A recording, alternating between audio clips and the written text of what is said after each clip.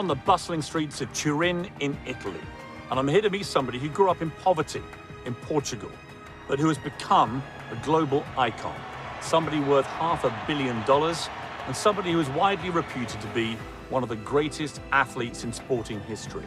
That person is Cristiano Ronaldo.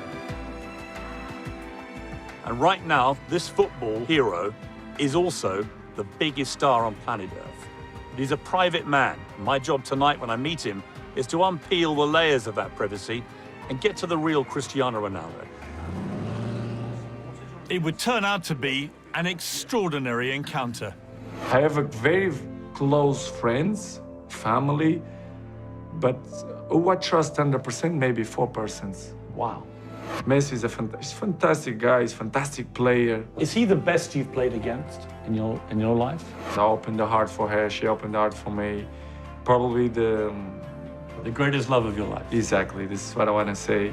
2018 probably was the most difficult year of my life in terms of outside football. Sorry. What's the sadness for you? To be the number one and I don't say nothing. You never saw how great you became.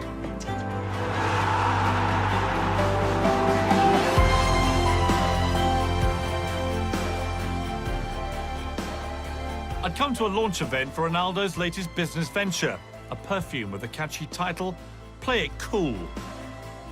Ronaldo is one of the world's most marketable athletes.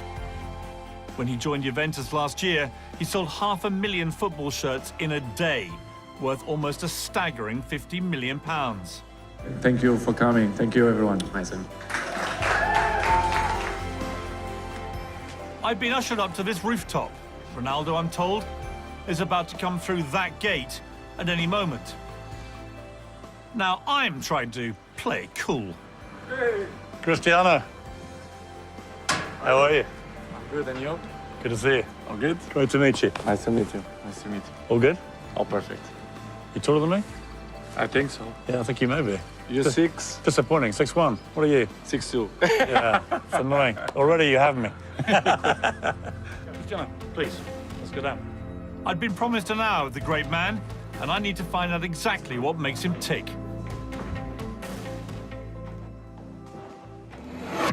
You nervous? No, I'm not. Sure? 100%. What do you hope to achieve from this interview? Good question. To speak about myself, you know, I'm not gonna hiding nothing. I'm not pretend to be another person. You're a brilliant footballer. You're obviously very famous. But if Instagram is the currency of fame, you're number one by miles. You have 182 million followers. Ariana Grande is second with 164 million. Kim Kardashian, Kylie Jenner, Beyonce. Lionel Messi only has 130 million. David Beckham only has 58 million. You're 3 times as big as David Beckham. When you hear that, it's gonna feel weird, isn't it? To be honest, for me, don't surprise me. I know what I am. All my life, what I did and what I do, it's because I have passion. For example, 75% of my life is football. The rest is, you know, my family and friends. And You like being number one, don't you, Cristiano? Yes, of course. I mean, you don't want to be number 2, do you? If I sat here But and said, in if I said to Instagram- you, you're the second most followed person on But Instagram, if I will be the 3rd or 4th, for me, it doesn't matter. In my Really? job, yes. In my job, yes. I want to be the number one. Fame is a very double-edged sword, isn't it? You know, I know that part of you, I can tell, loves the attention, the adulation, the fame. Being Cristiano Ronaldo must be, for a lot of the time, incredible. But there must be a lot of times as well when it's completely suffocating. You know, you can't really go out in Turin because the moment you do, there are thousands of people. What's it like, the reality of being you, good and bad? Piers, to be honest, it's boring. You have a part that it's fantastic, that you're famous, you are a fantastic player, you win trophies, you score goals, you are on the first page of the paper and television. But after 10 years, you know, you look the life in a different way. You have girlfriend, you have kids, you want some privacy. The last 10 years, my privacy is gone. I'm not gonna cry But if you ask me, I'm 1.5 years here. You know how many times I'll go to the parking with my kids? You know? Tell me. 0. Not once. No once. Because you can't. If I go, it will come like 20 people. The kids will be like nervous. I will be nervous. My girlfriend will be nervous. And when you are at public places, it's hard. You know, you have to maintain a little bit posture. If you put the finger in the nose, they're gonna take pictures. You cannot be yourself, which is boring, you know? But what I'm gonna do is, it's too late to change and you have to adapt what you are. Your great friend, Ricardo, said to me a great story that on New Year's Eve in 2009, you decided to go out to a club. You wanted to go to a club. And he showed us the picture. You went in disguise. It was New Even, and I spoke with Ricky. I said, Ricky, we have to do something. I said, we have to go down a discotheque. It's New Even, you cannot stay in home. And I said, yeah, but we have to find some way to go. Let's put a wig and mustache, a jacket, something. And we buy a wig with natural hair. Fantastic, better than my hair. And we go out in one hotel in the center of Madrid, like in the rooftop was a bar, discotheque. We go in the lift, everyone look at us, who the fuck is that guy? They look like rock stars. And we went to the rooftop, and Ricky, we're gonna speak only in English, because nobody gonna know who we are. And the time that we went to the bar, I speak Portuguese with Ricky. I say, Ricky, what you want to drink? The only time that we speak Portuguese. And one guy behind me, they say, Cristiano, I know it's you. I say, no way. This is not possible. I don't react. Inside, I feel like so bad. I feel like irritated. During the night, that guy, he told everyone in the discotheque, listen, that guy is Cristiano. And I feel, because I'm a tall guy, that everyone in the discotheque, they look at me like, but nobody knows that it's me. And we maintain the night. We stay there like 2-3 hours. We go sleep. It was one of the best nights I ever had. Because you were free again. Yes, I feel free. I get that. You see, it's interesting, isn't it? The great joy you had was the freedom. And yet, for the rest of the time, it's like being in a cage, right, for you? A little bit, yes. I can say it's a little bit. Because you cannot be yourself 100%. How many people in the world do you completely trust? Completely. Completely, 100%. 100%. I'm not gonna say names because I think it's not fair. But I will say 4%. 4? Yes. 100% trust, 4%. Wow. I have a very close friends, family, but who I trust 100%, maybe 4%. 100%. How do you feel about that number? Is that enough for you? For me, it's enough. I really don't thinking too much about it, but it's the way we live. It's the life. It's like that. You know you have to know that. Now, just to state the obvious, Ronaldo is pretty good at football. So good, in fact, he currently holds a ridiculous 145 footballing records. Most Champions League goals, most goals in all European competitions, the first player to score in every minute of a game. It's a very, very long list. I think you're the best football player that's ever lived. I think. You think? There's a raging debate, as you know. A lot of people think Messi. A lot of people think you. A few others think other players, but the two honest? of you... You say honest? My honest thing is I think... Thank you very much. That matters to you? Yes. Why? It's beautiful because you appreciate my job, my passion, what I like to do. And when you listen kind of, people, for example, like you, it's nice, make me feel proud. It means that you are good, you are talent, you are the number one. Do you think what makes you different to the others, to the next rung on the ladder, if you like, of very good players, is the dedication level that you put in?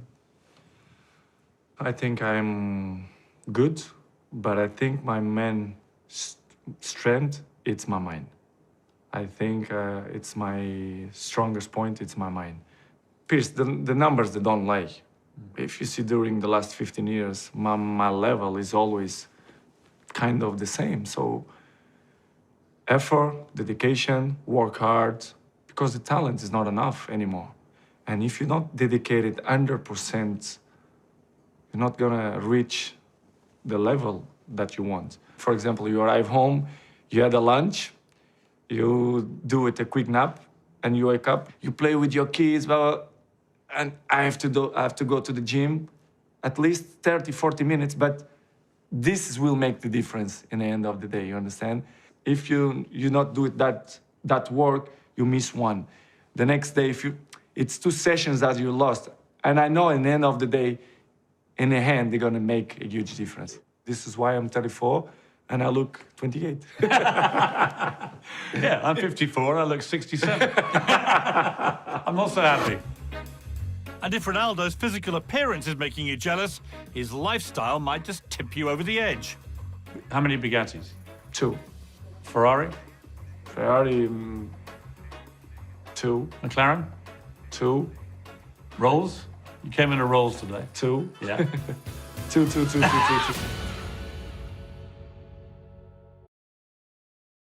You are apparently worth $500 million. True? I don't know, maybe. I hope so. That's $500 million. Where you saw that? That's my sources tell me. I don't think so. It's too much. What would you say? 300 million? Probably. 3? I don't 4? know. You know how much you're worth, don't you? You strike me as the kind of guy that would know that kind of thing. Not 100%, but you know, what I can say, I have good money in the bank. Yeah, maybe I don't say that, but it's true. The truth is the truth. It's the same. How many cars you have? I'm not gonna say that I have 2 cars. I have 20s. How many have you got? I cannot hide it. Some things. How many have you got? 20s, maybe 17. I don't know. 17 cars. Yeah, And you got how many Bugattis? 2. Ferrari? Ferrari, 2. McLaren? 2. Rolls? You came in a Rolls today. 2. Yeah. 2. Which one do you like driving most? Rolls Royce. The Rolls? Yes. The white one you gave More me? comfortable. Yeah? Yes, it's more comfortable, and I like it. Not hurts my back, so it's perfect. But a fleet of luxury cars and hundreds of millions in the bank is a world away from Ronaldo's childhood. He grew up on the impoverished island of Madeira. The youngest of 4 children, his father was an alcoholic, and his mother worked as a cleaner and cook to keep the family clothed and fed. At the age of 12, Ronaldo left the family home and moved to the capital, where he was signed by Sporting Lisbon.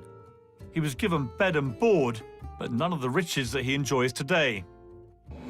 I was surprised about this.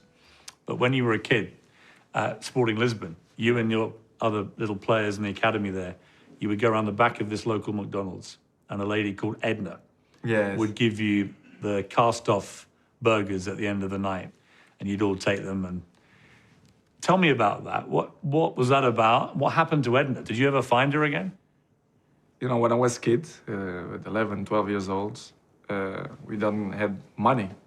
And we live in the same place that the other place, the younger places, because I live in Madeira, and I look my family 3 in 3 months. It was hard, so very hard periods without the family.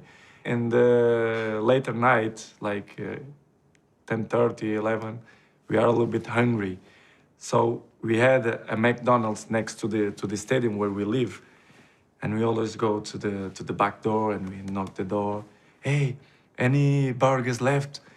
And Edna and 2 more girls, which they are unbelievable. I never find the girls again. I speak with some people in Portugal to try to find where is the girls, because I don't find. And they closed at McDonald's.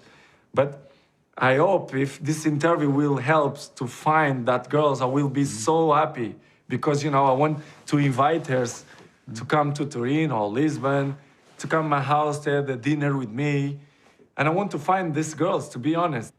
I want to give something back because that period was a period that I was appreciate so much. It's something that I never forgot that A moment. little thing, but it meant so much to you. A lot. Because you were on your own. You don't imagine how much, to have burgers in the night. No, you're talking to the right guy. I know how much a Big Mac can mean at midnight. You're talking to a man who's eaten a lot of Big Macs, and I crave them. So I get it. I get it. And this is where you and I have got such a similar routine. Two great athletes every Sunday going to get a Big Mac. But I can see you have good abdominals. Thank you very much, Cristiano. Thank you for appreciating that. I appreciate it. It's something that gets a bit lost on the You public. look good, you look good. Thank you, mate. Appreciate it. You're looking good yourself. Scrounging burgers is not something Ronaldo's 4 children will ever have to try. Ronaldo named his eldest son Cristiano Jr. But that's where the similarities end for a 9-year-old being brought up amongst unimaginable wealth. This generation, you have 4 kids, you know what I'm talking about. They have everything easy. They have computers, they have good food on the table. They not sacrifice a lot to get what they want. I want to give the best. I want him to suffer a little bit to reach what he wants to be. To have the hunger that you had. I think will be the most difficult part. You took him back to one of your first apartments, and very interesting, where The residence where Yeah. I used to live, yes. with your friend, and you took him back there, and it was to teach him really about where you had come from, that you hadn't always had all this stuff. I remember I was in Lisbon, very normal residence. I can say a poor residence. And I took him to the residence, to the room that I used to live. The same persons was there to working there in the building, incredible. And I see the ladies, and they start to cry when they see me. And I took Cristiano to the room, and I say, Cristiano, look, the daddy used to live here. And he look at me, you joke, no? And I say, no, daddy don't joke, I live here. And he didn't believe. He didn't believe because what he see now, he don't imagine what we sacrifice, the hardest time that he had. He don't believe. So it's hard, but I think I'm gonna be, I know how to do it, to motivate him, to push him, but we'll be here. The difference will be here. I hope, I just pray that I want the mini Cristiano to be like me, but no panic, no problems. You're gonna be whatever you want. I'm not gonna make a pressure, just a little bit. And let's see what's gonna happen. Let's talk about football briefly. You currently have 145 records where you've been most, first, or only something in professional football. It's a ridiculous number. You're a team player in the sense you love to win big team competitions, but you also love individual awards. They matter to you. It's part of my sacrifice, my obsession to win, to have success. When I say success, it's I worked for that. Talent is not enough. I dedicate myself so much that this is part of me. Records is part of me. I don't follow the records. The records follow me, which is different. Are you addicted to winning? Yes, I am. I'm addicted to the success. Because That's the thing good. that really drives you. Yes, I think so. And I think it's not something bad. I think it's good. It motivates me. If something not motivated, it's better, to stop. You understand? The record's coming in a natural way. It's different. But when you are close, you say, why not? For example, this record now, I think I had a chance to beat, and it's a beautiful record, the most top scorer in the world history. Of all the goals you've scored, I won't ask you to name the favourite. I'll tell you which my favourite is, for a number of reasons. It's the one you scored against Juve for Real Madrid. Mine as well. It's your favourite? Yes. We've got it here.